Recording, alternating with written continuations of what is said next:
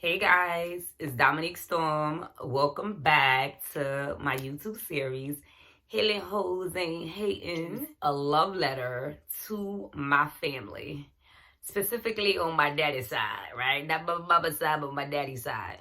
So this is a love letter to my family. Even though I'm not in the best space with a lot of people from my father's side, this is honestly genuine with love. So here we go. Thanksgiving 2020, my father was hospitalized. Not on that day, but he was in the hospital on Thanksgiving. And I remember us getting into like a really big, not like a really big, but we got into it. And I was in New York and I dropped my kids off at my mom's house and I was going to go back to Connecticut. And at the time, a friend of mine, he was like, nah, you should go check on your daddy or whatever the case may be in the hospital.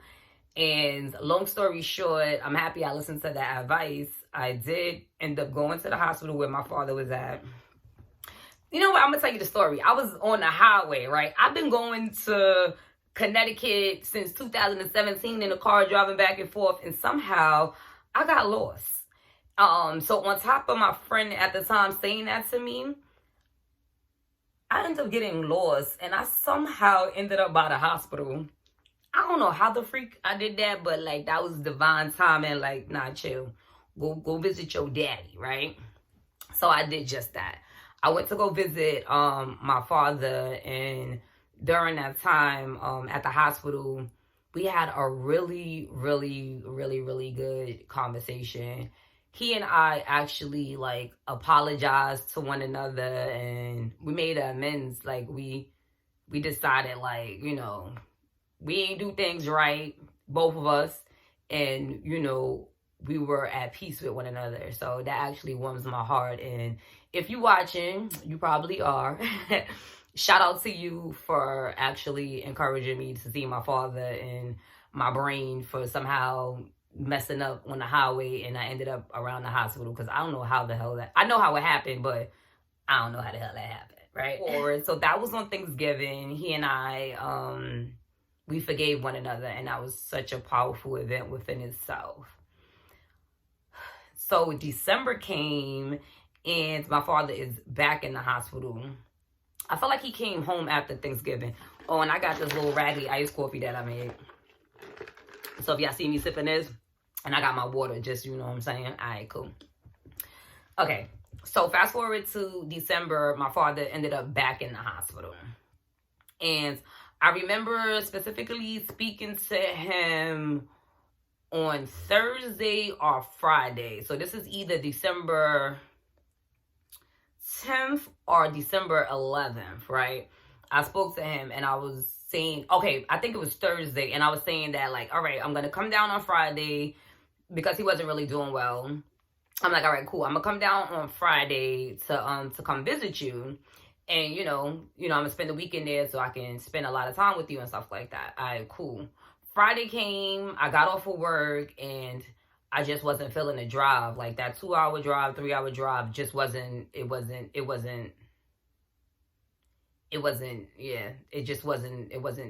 I was going to do. So Saturday, I gathered me, the children, packed up the car, let's hit the road. So this is Saturday, December 12th. I remember this day like it was yesterday, and you guys will understand why I remember this day like it was yesterday. And also a nice reminder, this was when Keisha Cole and Ashanti was supposed to do their original verses. This is that day, right? So December 12th, I make it to New York City. I drop my children off, and I rush to the hospital. And when I get to the hospital, I was notified by the receptionist at the desk that my father could no longer get any visits. And I'm thinking to myself, how is that even possible? Like, who did that? Like, how did that even take place? So I'm like, I'm my father's only biological child, right? Okay. And at the time, I thought that I was the only person that can make medical decisions for my father. And come to find out, one of my father's sisters, she decided to make the executive decision, knowing that I was on my way to Connecticut, from Connecticut to New York City, and stopping me from seeing my father.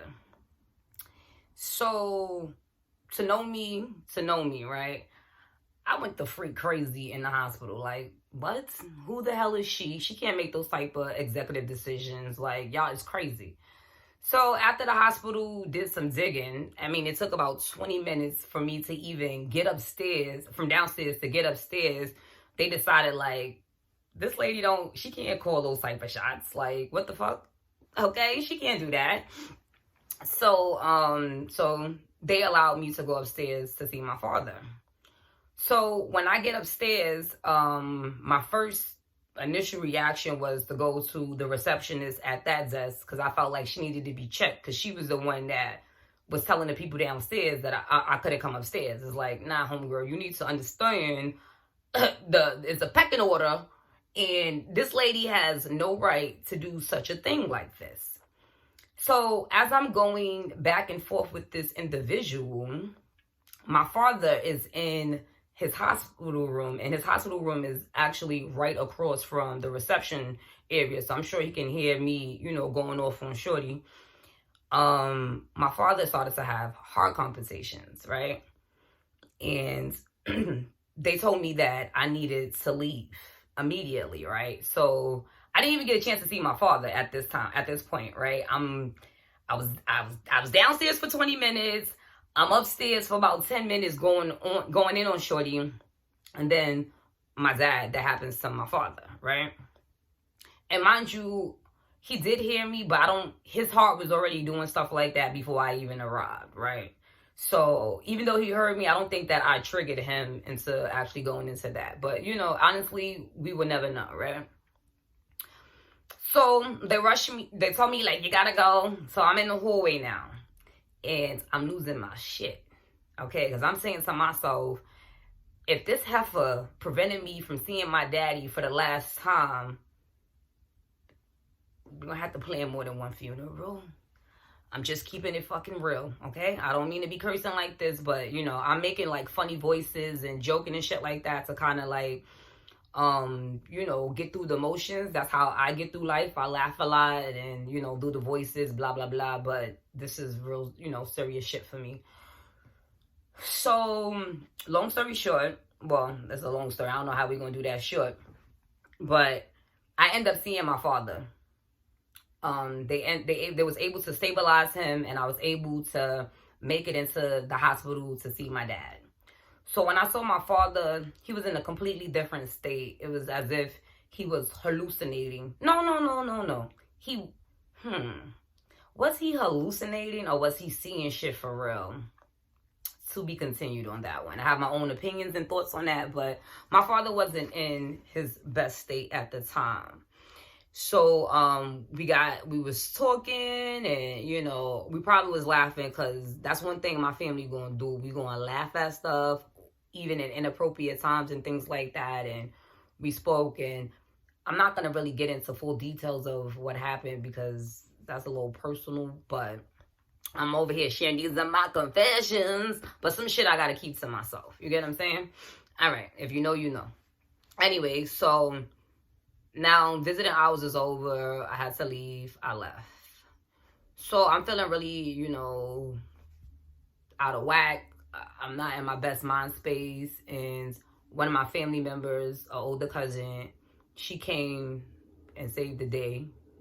And when I say save the day, she kind of like calmed me down, you know what I mean? And I realized that, putting my hands on the elderly ain't the best thing to do, right? So I left the hospital, and I couldn't even find my car. That's how effed up my brain was. I didn't even know where my car was. I don't know where I parked at. And the hospital my father was in Montefiore Hospital. So I'm walking around the whole neighborhood just really trying to find my car, because at this point I have no freaking clue. So I find my car, and I get on the highway, and I'm driving, and I get a phone call from the hospital. And the hospital says to me, we have to do an emergency procedure on your father. If you don't give us the okay to do this procedure, your father is going to die. I'm driving. And I by my mother effing self. So, like, I'm just like, shit. Like, it's just like not the best feeling at all. So, obviously, I'm going to say yes to the procedure because I need to save my father. And sadly, that was the last time that I saw my father, and he and I held a conversation in the 3D because we talk all the time now. Literally all the time, all the time. We speak now. So this is the last time that we held a conversation in the 3D. So that was December 12th. So from December 12th until my father passed away, well, I want to say the 13th because that was the next day I seen my daddy in the hospital. And I used to go to the hospital every single day and just spend hours with that man. I would play Smokey Robinson. That was his favorite artist. That's one thing that me and my dad share. We share the love of freaking music together. Like, I got so many in the car moments when we was just in there singing our favorite songs together. Beautiful, beautiful times. I mean, we had some bad times, but we also had some really good times. So when I see my father, he had a whole bunch of tubes in him. I mean, like a shitload of machines hooked up to his body. It was just like, damn, I just saw you on the day before. You were sitting up in the bed. You weren't your best self, but you were up. You were talking to me. You were communicating. The next day, I see you. You have a tube down your throat, machines laid out. I mean, like, not just one. It was like whole fucking, it was so many daggone machines. So I used to spend a lot of time with him going back and forth and stuff like that. And I remember this one moment that I really want to share with you guys. One time I was playing my father. Oh yes, and my dad, even though he had that tube in his mouth, he used to be like a fighter. Like, he was like, get me the fuck out of here. He used to like sit up. They'd be like, no, try to pull that thing out. He used to always try to, you know, like communicate and say things to me. So I used to like tell him, like, you gotta calm down. They're gonna make me leave if you don't calm down. And I remember this one particular moment we had together that I pray I would never forget this moment, no matter what. I was playing his favorite artist, Smokey Robinson, and my dad held his hands up, and I put my hands in his hands, and he started to like move his hands like this. And I'm like, we dancing? He like, yeah. I was like, okay. So it's Smokey Robinson playing and me and my daddy dancing. It was like such a beautiful moment. Like, even though he couldn't talk, he was communicating with me. And I love that moment. That was like one of the best moments I had with my daddy during that time and stuff like that. So as time went on, he started to like really decline. I used to hear people say things like you could smell the death on a person. I've actually witnessed that firsthand from my father. I started to really smell the death on him. So I knew that the time was coming that my father, you know, the time was coming for him. So I alerted like the other, you know, family members and let them know like, hey, like if you guys want to see him, this is the time now because days are limited. So my daddy, you know, true Leo, true Larry nature. If you know him, you know him. He was like, I ain't finna be dying in 2020 with all these other folks. Like, I'm gonna need a whole new year. You know what I'm saying? Like, I'm gonna have to top this shit off on my own. That's how I felt like, you know what I'm saying? And January 4th, 2021, my father passed away. Around 10 something in the morning. I was on my way to meet my father's brother, and he gave me a phone call, and he let me know that my father passed away. And he also let me know that the hospital was going to hold his body in the room until we arrived. So I just got that news. Now I'm driving myself to my uncle, and then I'm driving myself to the hospital. And I remember before I walked into the hospital, I said to myself, I'm going to walk in one person and walk the freak out another individual. Like, even though I had all of that stuff going on, something in my heart just knew, like, you're not going to be the same. How you going to be the same? You just lost a parent. There's no way in hell you're going to be the same individual. So I remember just seeing my father in a hospital bed, that my soul, okay, my soul let out a scream that I didn't even, it wasn't, oh shit, I'm about to cry, y'all. Woo! I ain't know. My soul let out a scream that shook everybody on that floor. I know that it did, because it shook me. I didn't even know that my body can make sounds like that, to be quite honest. And so yeah, so not only, so now my father just died, and I have to plan a funeral. As I mentioned before, I am my father's only biological child, and all the decisions fell on me. And this is just a quick advice to parents: do what you want to do, but if you could plan your own funeral, if you don't have a spouse while you're alive, planning a funeral is something a child should not have to do. I know that things like that happen, but to actually fully plan a funeral for your parents, to me, is different from planning a funeral for your church friend, or for, maybe even a grandparent or a cousin. All those things are hard, but for a parent, I feel like that's a whole nother game. You get what I'm saying? And I just think it's something that we shouldn't have to do at all. So just please take that into consideration moving forward. So I've done this privately, but because I have a lot to say, I'm going to do this publicly as well. I really want to say thank you so much to my family for being there for me. Honestly, I didn't know what to expect, but they honestly showed up for me. I cannot lie. I would not have been able to do it without you guys. So I truly, genuinely appreciate you guys for being there for me during such a difficult time in my life. You guys showed up. I mean, you guys were there for me, and I really, really, truly appreciate it. Even though I made all the decisions by myself, at every time I had some family, 1, 5, 10, whatever family member there, like, just supported me. No one said like this or that. I had to make all the final decisions. It was all up to me. Even the other siblings, they weren't around at the time and stuff like that. For whatever their reasons were, I'm not, this ain't got nothing to do with them people. But yeah, I think it was January 17th was my father's funeral. And because of COVID, there was a lot of different restrictions and stuff like that. So I was trying to find the perfect funeral home that was gonna allow, more than one human, more than 10 people at a time to see him. It was just like, it took some time to get it together, but we got it together. And I would like to say that I sent my daddy out like a king.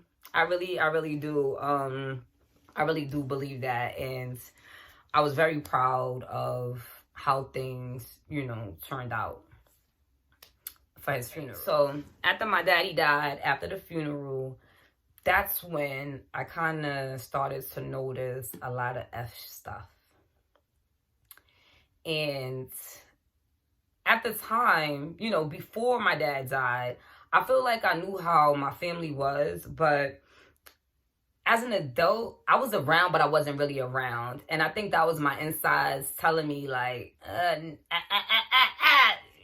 no, you know what I'm saying?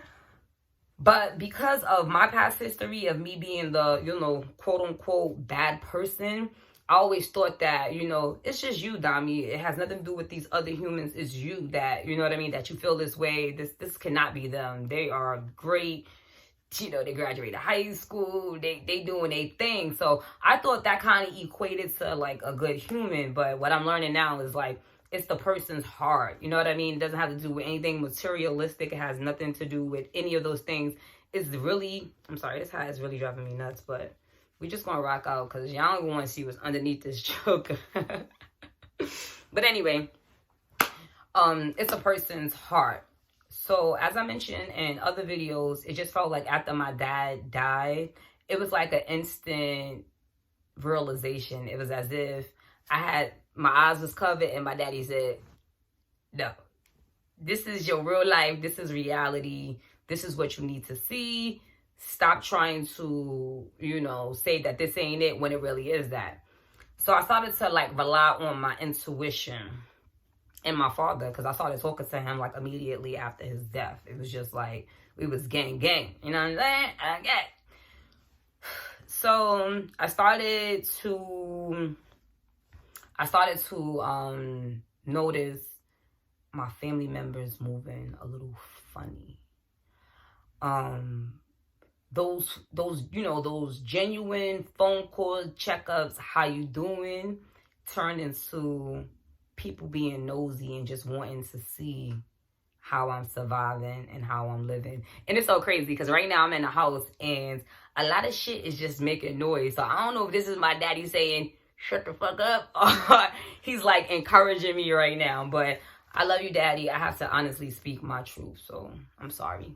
Love you. If this is not what you don't want me to be putting the business out there, right? But we're going to do this because I need to heal and I need to get through this. And I know this is the way that they going to see it because they watching. So here you go now. All right, cool. I started to like realize that people are checking in on me and they really don't give a fuck. They don't care. They just want to know how you still moving around. Because at this time now, I just relaunched my business. I still live in Connecticut. And now I have to handle my father's business. There's a lot of different things that now I need to have to like, things that I was not involved in, now I need to be involved in and stuff like that. So I'm realizing that, people went from like, genuinely showing up like family. I'm sure they was chitting and chattering still too. But it went from, he really don't want me to say this shit.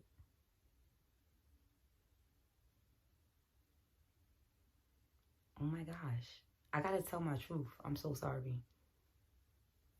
All right, if the video get fucked up, then the video get fucked up. But if I can upload it, I'm going to upload this joint. It's a lot of noises and shit now. Like, what the fuck? I'm in here by myself. What the fuck? All right. Shit. Okay. Let's continue.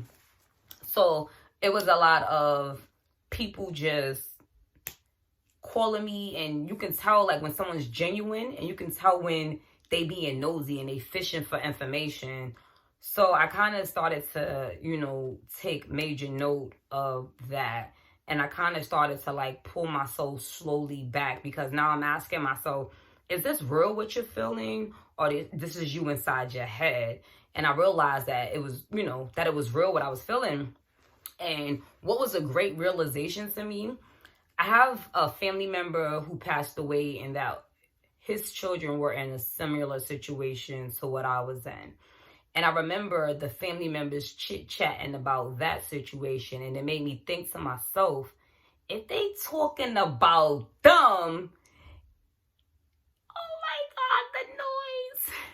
If they're talking about them, then it's a big chance that they're talking about me too, right? Because we're all smiling in each other's faces and y'all talking about them. So y'all definitely damn sure got a lot to say about me, because people, in my family, they don't F with me like that. And it's been like that since I was a child. And it's so sad because I was around these adults as a child and they were not messing with me. And just to throw that out, because these are my confessions. My father's sisters, when my father passed away, they not even called me. So that's just to let you know what type of time my family was on. So now you got people calling me. So I just stopped simply sharing my business. I stopped sharing information. People will call and ask me questions. They felt super comfortable. And then something just came over me. I just started lying. Like, damn, I ain't even know I lie like that. Like, the lies was just pouring out of my mouth. Like, I wasn't even prepping these lies. They was just like, shh, shh, shh, shh, shh. It got so bad that they started to send, like, younger family members to call me and ask me what I'm doing in my life and what I'm doing with my father's business. And it's just like, yo, y'all really don't give a F. You know what I'm saying? Because if y'all did, y'all wouldn't be calling me, questioning me about things that's going on in my life. And I just want to say this. If you're watching, Big J, my Libra baby, I ain't going to put your name out there. I love you and I miss you. But Hopefully when you get older, we can spin the block on each other. I genuinely love you. So all right. So even though I peeped this, a part of me still wanted to be connected to my family, especially after my father died. So I was campaigning Dominique.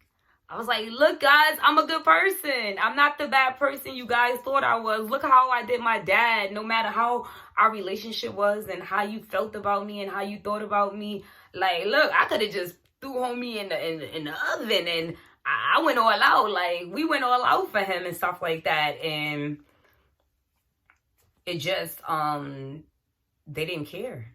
And I realized that when someone has it in their mind that you are a certain type of person, whether it's good or bad, is nothing you or anyone else can do besides that individual for them to, change their mind. And I also learned that the problem is not really with me.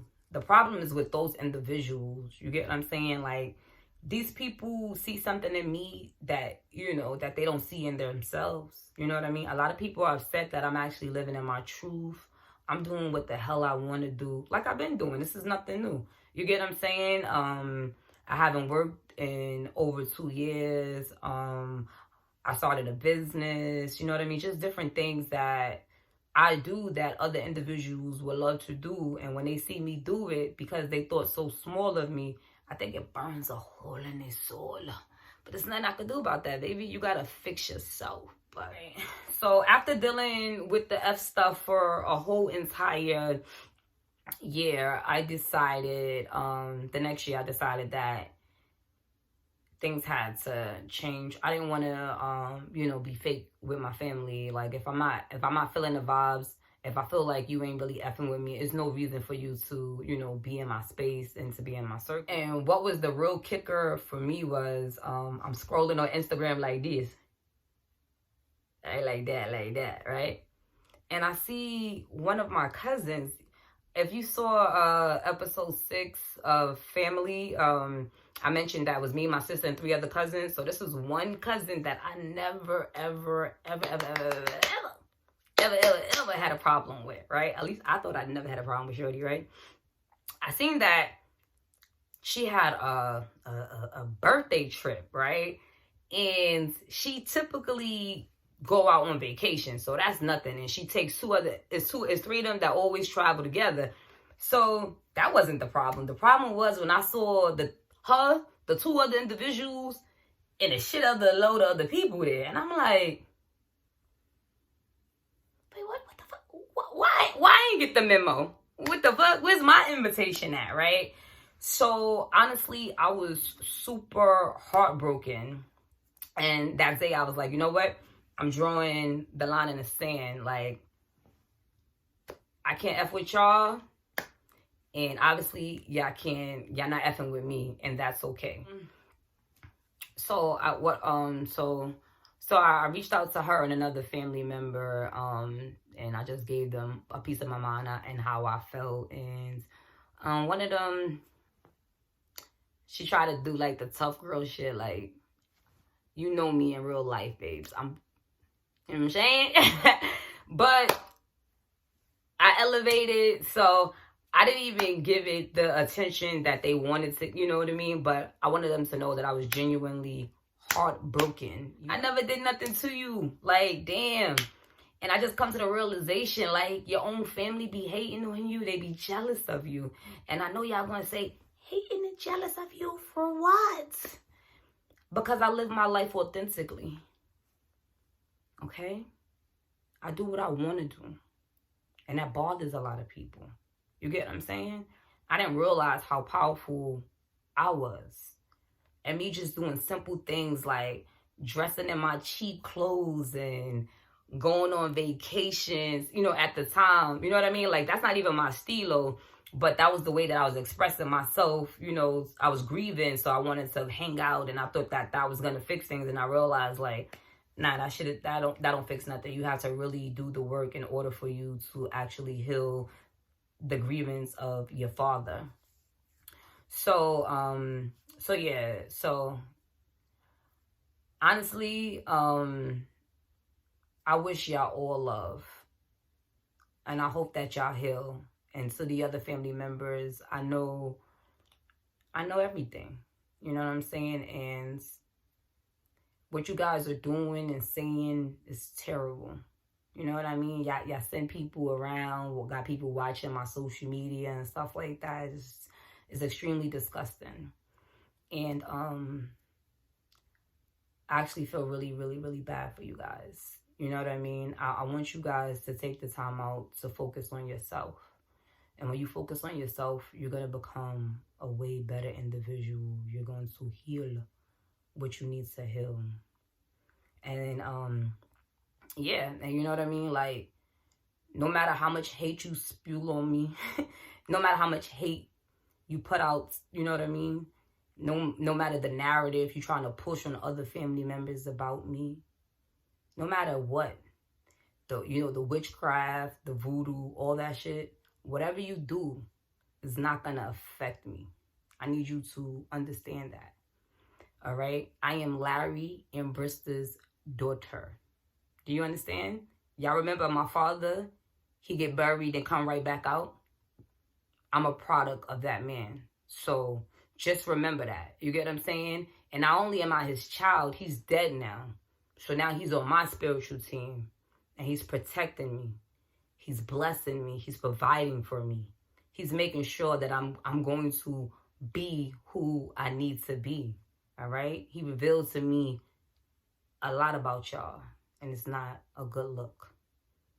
I wish y'all love, happiness, and peace. This will be the last time that I will ever speak about this. Okay? I'm going to leave you guys in the past. I'm going to focus on myself, my health, my wealth, my children, and continuously to move forward. I love y'all.